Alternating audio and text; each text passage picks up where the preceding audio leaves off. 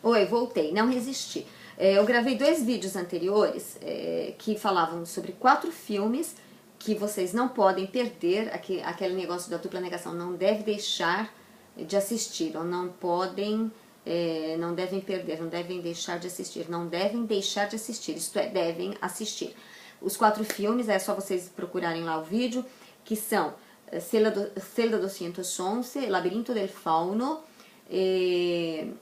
La Piel que Habito e O Enigma de Caspar Hauser, que é um filme alemão. Os anteriores são espanhóis. Esse outro tem até uns pedaços na internet em espanhol, mas ele é originalmente em alemão.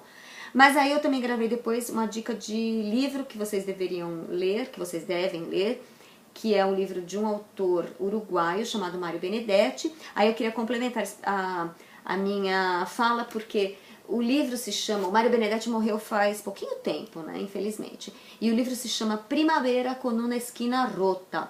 Ao pé da letra seria Primavera com um canto quebrado. Esquina é isso aqui. Esquina pode ser esquina de rua, por exemplo, a São João com a Ipiranga, né? Ou um canto exterior, não o canto da parede, igual aquele não é isso, na esquina. Aqui é um rincón. Uma esquina é o canto para fora, sabe? Da mesa. Então, o que quer dizer? Primavera com uma esquina rota. A primavera é a melhor das estações, a mais bonita, né? É a estação das flores, a estação da reprodução, a estação que não tem nem muito calor nem muito frio, não é? Então, uma estação agradável. Só que na história, primavera com uma esquina rota, é como se faltasse um pedaço da primavera. A ideia é essa. E é um livro maravilhoso, vocês não podem deixar de ler, ou seja, tem que ler. O outro não é um livro, é um conto bem extenso, que a maioria das pessoas não tem paciência para ler, mas enfim, é um conto do qual se fez um filme, que se chama, que é espanhol também, se chama La Lengua de las Mariposas. La Lengua de las Mariposas, mas deixa eu ver aqui se eu tô com o computador aberto. La Lengua de las Mariposas. É impressionante, como eu procuro as coisas e não acho. É de 1999, era isso que eu queria saber, de 99. Vocês vão dizer, mas é velho, né? É menos velho do que eu, é mais velho do que o meu filho, aliás, é menos velho do que o meu filho, e meu filho é jovem, e o filme é bem menos velho do que eu, então não é um filme tão velho assim. Bom, La Lengua de las Mariposas, ele se fez filme, mas é um texto, como eu falei, um conto. Manuel Ribas, e ele é ambientado na época da Guerra Civil Espanhola, lá na Galícia.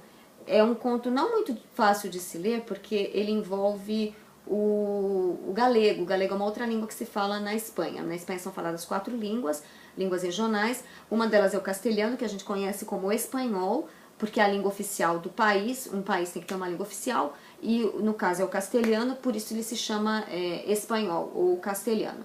Só que outras regiões têm as línguas regionais, por exemplo, o catalão. Em Barcelona fala-se catalão, né?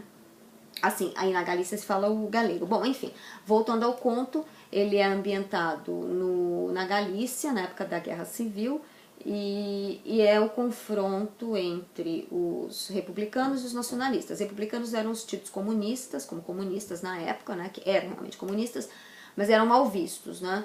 E os nacionalistas eram os partidários do Franco, que era o ditador da Espanha, e aí não preciso nem explicar, né, o que é ditador, o que é ser ditador, enfim, vão ler sobre isso. Mas eu quero que vocês leiam mesmo, esse texto, porque ele é maravilhoso. E ele não trata da ditadura em si, mas ele é um texto bonito para quem ensina.